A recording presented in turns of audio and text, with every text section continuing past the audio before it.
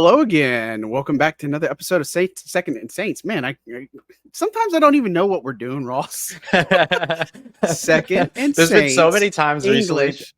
There's been so many times recently on Locked On. I'll try to say like, thanks for tuning in to today's episode of Locked On Saints. And I always, and for whatever reason, over the course of the past week, I've been going, thanks for tuning in for today's episode of the New Orleans Saints. I've been doing it every single time recently. It's been driving me crazy. It happens, man. You guys know what you get with this show. And hey, look, it's been a minute since we've been back on, after training camp wrapped up, but we're here. We're about to talk about week 1, Saints Panthers. We got to see some bonus practices, got week 1 mode. So we're back in full swing of things. Ross and I are like super busy doing stuff every day, going to the locker rooms, talking to coaches, coordinators, like you name it. It's all happening right now behind the scenes. So busy time, but Ross, how's things going? Are you staying dry? I know I'm not, but trying your best. Neutral ground parking, right? Yeah, right. Exactly. No, I'm we've been holding up all right, doing good, everything like that. It's just been it's been a little crazy, but it's been funny. Like we missed all the heat. We got back just in time for all the rain. Yeah. It's just how it be and everything. Hope you're doing well, man. Yeah, I am. And look, I'll take a rain over a hurricane any day. Any day. Like you can Any just day. keep raining. Any I'm day. fine with that. And All the good. temperature's kind of like slowly dropping. It's not like it's, super tolerable, I guess, but it's just definitely not like hot as Hades. You know what I'm saying? So Yeah, right. it's nice. It's nice, but I'm doing well, man. Thanks for asking. Mhm. Well, let's just hop into it. Week 1, Saints, Panthers, NFC South. We've been knowing about this game for months now, right? But now it's rubber meets the road. Dennis Allen leading a new look offense with Clint Kubiak. We got a couple of new additions to the offense. You got some exciting rookies on the squad. You added some pieces defensively. And now all the talk that you had, all the different things that you showed in camp that we saw in camp, it's a fresh start. Yep. Everybody's 0-0, well, except for the Packers and Eagles and Chiefs and Ravens, although those were pretty entertaining games for sure, I'll say that. But Yeah, for sure. everybody's got a clean slate. But the expectations are all over the board in New Orleans. To get into week 1, I don't say it's must win. I don't like saying must win at week 1 of the season, right? Because I don't think your season is over if you lose in week 1. But Right. it's the Panthers. You've done all the talking. Where do you feel like this temperature is at on this team and their, importance of actually winning this game? Yeah, I would say it feels like the importance of winning this game is pretty up there. I agree with you. You can't say must win in terms of the long process of what the season is, everything, because it doesn't end your season. It's not like the old college football schedules and things like that. Thankfully for LSU. And so I think that like the big thing now is that it's a must win in terms of building confidence, in terms of proving who they are, building their identity, all those things. And certainly those things are going to ebb and flow throughout the season. But getting off to a fast start here, not just in the game, but in the season, I think is very, very important for this team. So while it's not a must win, I would still say this is a very, very important game for New Orleans, especially with the toughness of their opening 5 games that are a part of it. You want to come out of this stretch 2 and 3, 3-2 if you can. And this Carolina Panthers game is the game that gives you the best chance to at least get one win closer to that goal, this weekend. Yeah, and look, you've got it's an NFC South win, or NFC South game. It counts as double, so you definitely want to do that. And then the other one in the schedule is Atlanta. I mean, in Atlanta, so their first 5 games, 3 of them are going to be on the road. They get to open at home, which has kind of been a trend for the last 5 they've opened at home. It's kind of been weird. Well, asterisk with the game in Jacksonville when they had that crazy stuff happen from Ida and stuff. But look, yeah, I agree. I think you've done enough talking. Everybody's kind of focused. Everybody's got this renewed sense, and now it's just time to go out and execute, right? Like I think that's the biggest thing is that you've kind of set everything up. You know what you're getting on the defensive side. Offense is kind of the one that goes into question here. Focus specifically, I think about Trevor Penning and how he's going to do against JV and Clowney. How are they going to utilize Taysom Hill, Alvin Kamara, Chris Olave, like all these stars that we've been told since day one, this Clint Kubiak offense, which is supposed to be one voice, one band, one sound, you know what I'm saying? Quote drumline, but that's what we're supposed to get. That's kind of what we've been led to believe is that they're kind of, I pointed out or wrote about it, I think harmoniously is how this team should kind of go. But look, you got Dallas behind them. Not that they're looking ahead, because that's just silly. I don't think a Dennis Allen team would do that. But, you look ahead, they got Dallas on the road in week 2, Philly at home in week 3. And look, those are tough games. And then you got Atlanta right behind them, which everybody's on Atlanta's train, right? I mean, they're going to be Super Bowl, right? I mean, come on, guys. Like, you know what I mean? You still got to play the games, but it does bode well. And then you got Kansas City right behind them, which I think Kansas City, look, they kind of tend to struggle a little bit early in this year, but look, for New Orleans, just win, right? And the thing, we've kind of banged this drum a good bit. If you win, great. I'm not gonna get excited that you beat the Panthers. Now prove me that you're a real legitimate team and go into Dallas and go beat the Cowboys in week 2, or bonus, beat the Eagles at home in week 3. That's the question I have to you. Could this team do that? Is my main thing, because I think that's the biggest problem, is the inconsistency. But could they actually do that? Yeah, look, any team can beat any team. What do you call it? Any given Sunday or whatever. Right. But I think that you get a little bit more confidence around the team's next couple of games based upon how they look against the Carolina Panthers. It's a team that they should beat. And look, the Saints team last year did a few things well. One of the things that they did very well was that they beat teams that were worse than them, or beat teams that were about the same as them. And Carolina Panther is a team, roster-wise, that is worse than the New Orleans Saints. Carolina has done such a good job, in my opinion, of embracing the team that they are. Their goal right now is to develop Bryce Young. They're not out here trying to say, "Oh, we're Super Bowl contenders," or anything like that. If they end up turning into that, they end up turning into that. But that's their focus right now, is, can you get the best out of Bryce Young? Can you develop him? They hired Dave Canales. They rebuild the interior of their offensive line. They haven't really put the weapons around him just yet, but they did some nice things over on the defensive side to kind of try to make up for the losses that they had. But they didn't go out there and overspin. They didn't go out there, blah, blah, blah, blah, blah. It's a team that's in an entirely different part of its life cycle than the New Orleans Saints are. And the New Orleans Saints are a more fully fledged roster at this point. So I think they're the better team. And so being able to go out there and win means that they can beat the teams that are worse than them. Great. But it doesn't mean that they can beat the teams that are better than them. Dallas, Philly, Kansas City. And so it's still going to be a little bit of a prove it. But I'll tell you what, if they go out there and they lose the team that is undeniably worse than them when it comes roster to roster, then that's what ends up, I think, moving the needle the most. It just moves the needle in the wrong direction. Yeah, exactly. I mean, that's the thing, is that's why you don't say it's must win, but you definitely can't afford to lose this game, right? I mean, we can call it a must not lose. Yeah, I think that's probably the thing. Yeah, I mean, I agree. And I mean, I think the thing is, I don't expect the offense to be perfect. I don't expect the defense to be perfect. But what Dennis Allen kind of honed in on, and what kind of the mood and vibe that you get from all these guys, is those who make the best in-game adjustments are going to end up winning this game, right? And I think so much of the emphasis has been put on, where's Clint Kubiak going to go? Is he going to sideline, or is he going to be in the booth? Who's quarterback number 2? Doesn't matter, y'all. Like, stop. Like, that doesn't matter. I think for Kubiak, it's ultimately DA's decision. And look, they tried it both ways, and I don't think that's going to hinder success in any ways, because I like what Andrew Janaka is going to be doing. But look, I think it comes down to this ability, to the ability of this team to be somewhat consistent. And I look back to last year, third down and red zone execution. They were horrendous at that last year to begin the year. And then suddenly they add the bonus practice, and then they start getting better on third down.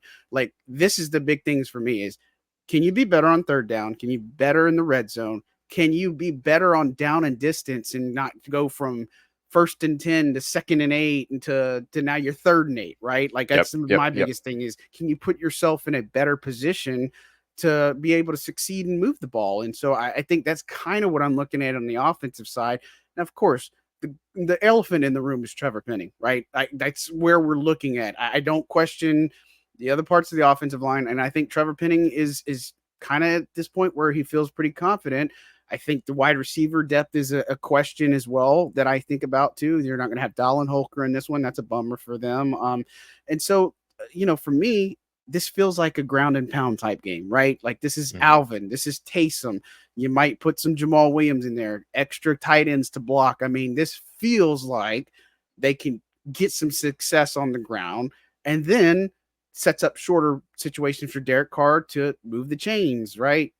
Rashid Shaheed, Chris Olave, even Foster Moreau I'd throw in there, Juwan Johnson, guys that can move the sticks. I don't think the game plan is super complicated. What do you think?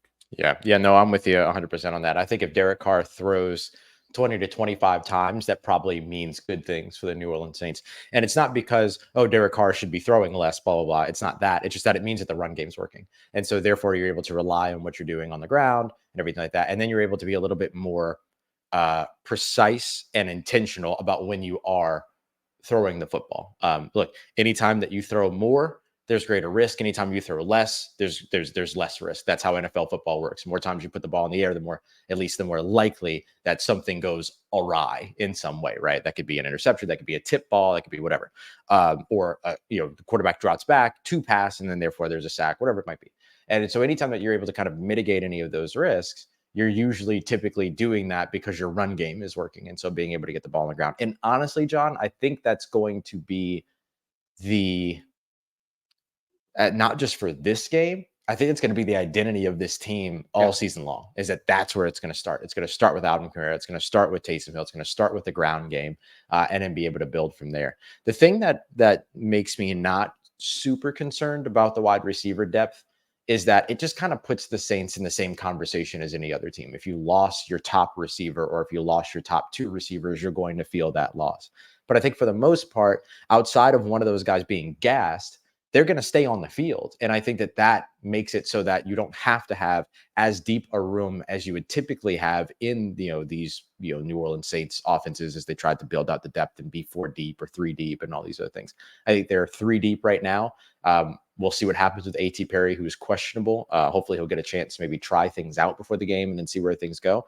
But otherwise, I mean, you've got Bub Means and you've got Mason Tipton, the 2 rookies, but I don't know how many snaps they even see, if we're being honest. I think a lot of their role is going to be special teams. And then other than that, it's going to be the guys that are on the field. And I think that's a good change from what I'm expecting the New Orleans Saints to look like in 2024 versus what they've done in the past in terms of their wide receiver rotation and things like that.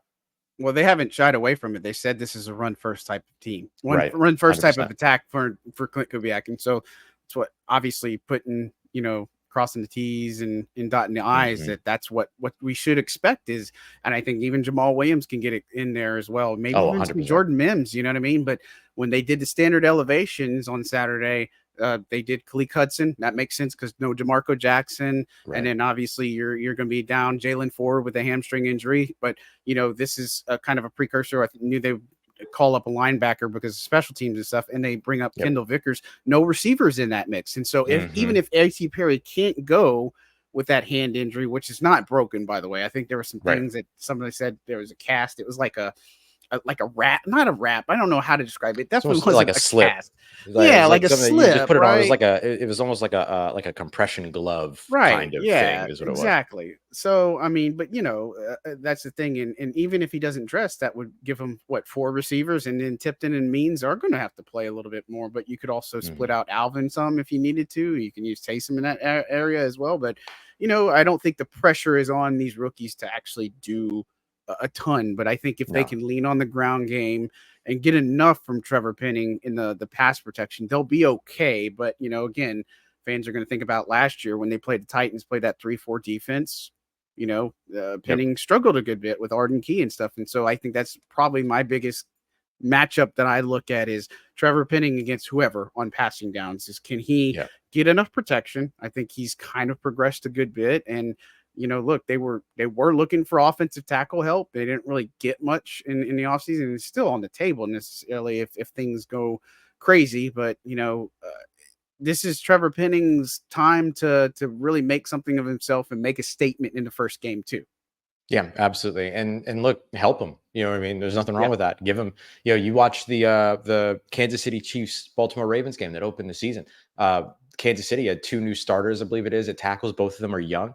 And so they gave him help the entire game. You had the tight end chip and release. You had the running back stay back to block. And if they didn't need to help, then they ran, out as an outlet and stuff like that. Do that. Like, that's okay to do. Teams do this all the time. And so I would expect to see the Saints doing that as well. Foster Moreau, Taysom Hill, Juwan Johnson being able to help out there, but also still be able to run routes, right? You don't have to take them out of the play as a route runner completely, or as a potential pass catcher completely. You just have him there to chip, to bump, to do all that other stuff. And then I think too, another place where you might be able to get a little bit of that help is with Cedric Wilson. I think Cedric Wilson as well, being a guy that can line up in the slot and, has those crack toss like type situations and everything like that. I think that helps your run game the more that you're able to kind of take your offensive line and expand it out of your typical 5 and go a little bit more lateral with your tight ends, with your wide receivers blocking and all those things. I think all of those guys end up helping. So yeah, I think that's a place where a lot of eyes is going to be, is on number 70. But number 70 doesn't have to be out on an island the entire game either. They can still help him out. And I don't think that there's anything negative to take from that.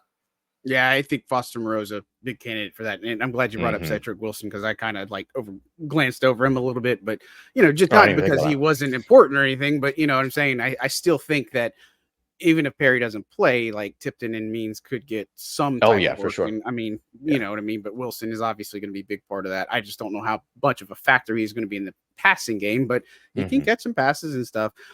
Defensively, look, I don't know that I worry too much there. I think the biggest thing for me is how's the ground game hold up, right? Like how's the run defense? And then on the back end, look, you've kind of alluded to it. We've kind of thought through it that, even though Jordan Howden's technically listed as the starter, based off of what we've seen in practice, we expect Will Harris to be the starter alongside Tyrann Mathieu. And for all intents and purposes, I think he's pretty much earned that spot. But, I think one of the things that we also talked about is potentially using like a rotation, like Howden will still be in on some particular downs. It depends on when they go to the nickel, when they roll in Alante, Marshawn's healthy, Kool-Aid McKinstry's healthy, Paulson's healthy. I mean, they've got pretty much the healthiest they're going to be this season is right now for their entire starting core. And Willie Gay Jr. had the back issue, but it doesn't look like anything's going to slow him down really. But defensively, for me, can they affect the quarterback enough? Can they be actually better at rushing the passer, since Bryce Young is kind of a squeaky quarterback that could get out of the pressure, you know what I mean? And can they stop the run game, which is going to be Chuba Hubbard, you know what I mean? They're down their rookie, which is obviously not a what they wanted, but I think you can do enough defensively to kind of obviously isolate them, but they got some talent on the wide receiver front too. Yeah, absolutely. And I think the run game is the one that is where I am too. I think that's kind of most important in terms of the defensive side that I'm going to be watching for, because Chuba Hubbard and Miles Sanders combined for 160 plus rushing yards against his team in December. Now, it didn't put points on the board, but it was still, a big part of their game. And then, so if they're doing that, but also putting points on the board, then your defense and therefore your offense is in a lot of trouble. So being able to kind of step things up from that number 22 ranking from last year as a run defense, I think is going to be a big focus for New Orleans. And I think part of why you elevate Kendall Vickers, you have additional ability now to be able to rotate. He can play inside and out, and he gives you another special teams body. Like, there's just a lot of good stuff that comes with having him there. So I could see the Saints being, pretty focused on, how they can limit the run in this game. And the Bryce Young factor, it's really funny because I get a lot of people that will say things to me like, well, Bryce Young is not, a mobile quarterback. Like, he doesn't really like scramble and pick up a bunch of yards, all these other things. And I think the thing to remember is that when it comes to what you're really looking for, trying to limit in Bryce Young, it's not a 50-yard run here, a 30-yard run here, a 13-yard scamper here. It's the getting away from like evading a potential sack, getting outside and buying himself an extra couple of minutes to throw a 15-yard pass on 3rd and 12. That's the thing that you're trying to avoid here. And Bryce Young absolutely has the ability to do that. So an early read on how the New Orleans Saints have or have not, we'll see, made progress when it comes to limiting those sort of more mobile style quarterbacks that can extend plays. Yeah, it's always, that's the thing, the almost sacks, and then the coverage is so good downfield, but the quarterback's like, oh, let me evade the sack and then I can take off for 7 to 10 yards and pick up a first down. Like, it's always been a somewhat issue. Like, yeah, the coverage is great, but you need somebody like a Chase Young, or I don't want to say you put a spy on him by any means. I think Willie Gay helps too. Yeah, I think he does. I think he helps a lot, and I'm really excited. Those two are going to just be so good for this defense and such. But look, I mean, it's back in the Superdome. Again, I don't want to belittle this game and think about the Panthers as just a team you just look past or anything. But again, it's a division game, and based off of everything that we've seen, I mean, I can't pick against the Saints in this game, right? Like, I don't think many people are, like, betting trends, pick them, all this other stuff reflects that. But it is a divisional game. How do you see this one playing out, and who comes out on top? Yeah, I'm going Saints 24 with Carolina about 16 in this one. I think that there's some, late score, some field goals, things like that end up kind of running both these totals up. But I think that they just come in terms of like just below what the kind of total over under is for this one. I think it's around like 40 and a half, 41 and a half. Yeah. So I think it comes in just below that. For this one. But I think the thing that you're really looking for is like, how do they execute on offense? They don't have to score 35, 38 points to look good on offense. You know what I mean? Right. They can execute their offense. They can run the football. They can control the clock. I think that those are the things that end up being really important in this one. So if they show their ability to run, if they're able to, hold up in terms of pass protection, if they're able to limit the opposing run game, and if they're able to get, I think the interior pressure on the defensive side has a real big impact on smaller quarterbacks. And so being able to do that up against a pretty solid or let's say highly invested in offensive interior for Carolina, I think those are the things that I'm more so looking at. I think the Saints should win this game. I think the Saints need to not lose this game. And so I think that's important. But there are like specific elements that you just want to see in terms of their ability to improve from 2023 into 2024. And that's like, those are the other additional elements that you're really looking for. Like you could walk away from a win in this one and go, still not so sure. And so you want to check a lot of those other boxes along the way. Yeah, I think what we're looking for is kind of like what's reminiscent to that 49ers game when they put together that long drive. Like, I don't care if you put 20 to 24 points up on the board. If you have long, sustainable drives that eat the clock, I'll take that every day, right? Yep. Like a 10 play, 12 play, 14 play. Like that's what I long to see. And I don't care about the score necessarily, but I'm like you. I picked the under. I think the Saints should win this game. I'd say 24 to 27 type points is what I think they'd put up. I think Carolina is going to have a little bit of struggles, but they do have that late surge. I'll only give them like 14 at this point. But, again, anything can happen. They beat them down last year 28-6, and a lot of different things were in that game too, late in the season. But I just don't know how New Orleans can go in there and look, if they lose this game, then man, there's going to be a field day on social media and everywhere else. Like the sky will be falling, right? And so, it's just how that plays out. Any specific impact players that you think are going to really be the ones that say, okay, when this game's said and done, these 2-3 players made the difference in a win? Yeah. I'll say Taysom Hill on the offensive side. I'll read say my mind. Yeah, and I'll say maybe X factor more like over on the defensive side. I'll actually throw a little bit of love over to Pete Werner. Pete Werner always seems to start fast. I mean, he was leading the NFL in solo tackles until something like week 5, week 7 last year. I think he was leading a bit early on the year before that as well. I think that this is a game where he walks away with double-digit tackles in this one and helps out in terms of run support. So I would see him, if he has a performance like that, or if the Saints win, him being a big contributing factor that over on the defensive side. Yeah, Taysom Hill was me that's who I've been pumping up all week. I just feel like I know he's boomer bust, right? Like he can be so much, but with the run focus and the fact, like, I mean, again, I'm not going to sit here and do gambling or sports best advice or anything like that, but they only had him at 15.5 rushing yards. I'm like, good Lord. Like I expect him to finish up a lot healthier than that. I think Alvin's going to eat too, but Taysom's probably the top guy for me on offense, with Alvin Kamara being a close second. And then defensively, look, you went Pete Werner. I was thinking about him, but I think DeMario comes in there, helps set the tone. Hadn't really talked too much about DeMario, and it's not like we've had to, but I just think that he hits another level. He's somebody that we can probably see that might get home on some sack production and kind of just set the tone defensively for this team, and rightfully so. But again, this team should win, knock on wood, and it's week 1. Anything can happen. We know that. We've seen it firsthand. If you follow this team more than 5 minutes, you've seen it all, right? I think it's just, it's crazy. And then it's any given Sunday. We know all the cliches, but New Orleans should win this game. And you know what? We're going to be after the game Sunday talking about it, whether they won or lost, because we're going to be right back here, not here as in where we're at right now, but on the field. We're going to do a post-game show. We're kind of figuring out how we want to do everything and stuff and such. I think we have a pretty good system that we're at least thinking through, and as far as bringing you guys more coverage and stuff. But man, Ross, as always, before we get out of here, anything else you want to add on the game? And then on what's coming up at LouisianaSports.net and Locked On?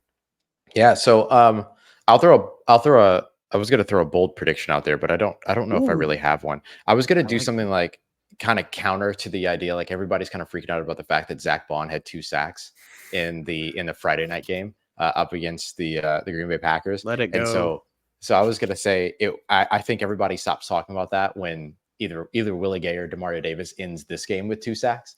So maybe that'll be my bold prediction is Demario Davis 2 sacks in this game. I like it. And I'll roll with that. In terms of what's coming. Wait, do you have anything that you want to do as a bold prediction? The biggest thing I took. I'm putting you on the spot too. No, you're fine. No, I honestly, I think Carr has 2 touchdown passes in this game. I know, like, he hasn't had a great track record to begin the season, and last year he didn't do so well in their first meeting. But I think he's got at least 2 touchdowns in him, 250, no picks. That's probably what I'd say. That he has a pretty clean game, and 250. 2 touchdowns and no picks. That's my stat line for Derek Carr. I think he's actually going to play a lot better than some people would give him credit for. And so, I think that's kind of where I stand for that. But that's another big one. Yeah, that's another big one that would kind of, have some impact in terms of how this team is discussed, in the coming weeks, and things like that. Over at LouisianaSports.net, I have a feature coming out about Juwan Johnson that I'm super excited about. That'll be dropping later on Saturday. I am going to also write up a bold predictions piece, which is, something that was like fresh in my mind. So I have a couple of those, and then just a little bit of like what to watch for in this game, including the mystery of where Clinton Kubiak will be calling plays. It's all going to be very interesting. I'm actually, it's funny. I know it has absolutely no bearing on the game, but I'm actually super excited to figure out where he's going to be calling plays because the saga has become such a saga now. And so I just want to know, you know what I mean? So I got negged into it, I think is what happened. Over on Locked On, ahead of the game, I'll do 5 things to know, including the game day elevations. We'll discuss all that kind of stuff and everything like that. So that's what I got coming up. What you got over on Saints on SI?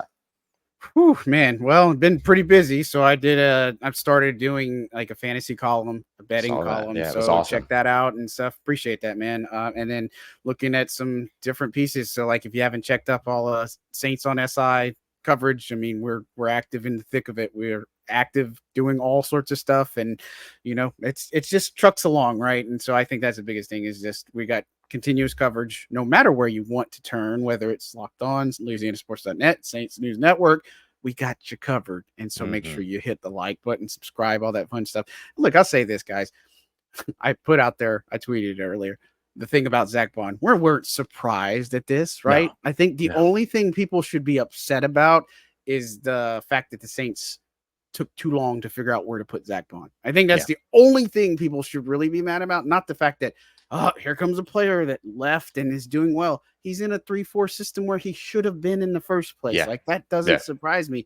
And lo and behold, that's what we talked about on our show. We wrote about it and like February, March, it's not like we're surprised or caught off guard, but I got to let it go. Let it go. That's why they got Willie Gay Jr. You know what I'm saying? Like Willie Gay Jr. is better fit for this team and better system. So anyways, that's my 2 pennies there. So Agreed with you. Good deal. All right. Well, guys, again, don't forget to hit like, subscribe, check out all our links to help support the show so we can continue to do what we do. We really are appreciative of everything that you guys have done for us and said to us and just all the things that you just continuously show love for us. But we will be back with a post-game show on Sunday. We will be live. We'll be doing it from the field. And so stay tuned for that. Link will drop and all that. But until then, on behalf of Ross Jackson, I'm John Hendricks signing out for Second and Saints. I got it right this time. So you guys enjoy what rest of the weekend you have. And Saints football is right around the corner. We will talk to you very soon. Have a good one, guys. Thanks.